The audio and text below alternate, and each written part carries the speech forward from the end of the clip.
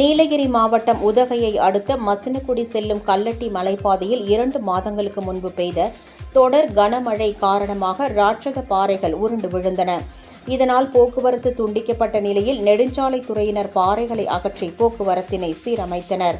இந்த நிலையில் இன்று அதிகாலை மீண்டும் அதே பகுதியில் சாலையில் பாறைகள் மற்றும் மரங்கள் விழுந்ததால் போக்குவரத்தானது பாதிக்கப்பட்டது.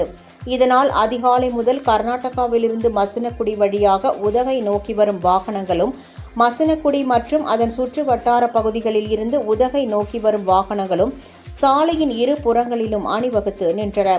தகவல் அறிந்து சம்பவ இடத்திற்கு வந்த நெடுஞ்சாலைத்துறையினர் சாலையில் விழுந்த பாறை மற்றும் மரங்களை அப்புறப்படுத்தி போக்குவரத்தை சீர் செய்யும் பணியில் ஈடுபட்டனர். இதனால் உதகை மசினகுடி இடையே அமைந்துள்ள கல்லட்டி மலைப்பாதையில் 2 மணி நேரத்திற்கும் மேலாக போக்குவரத்தானது பாதிக்கப்பட்டது. அதிகாலை நேரம் என்பதால் அவ்வழியாக வாகன போக்குவரத்து இல்லாத நிலையில் பெரும் அசம்பாவிதம் தவிர்க்கப்பட்டது.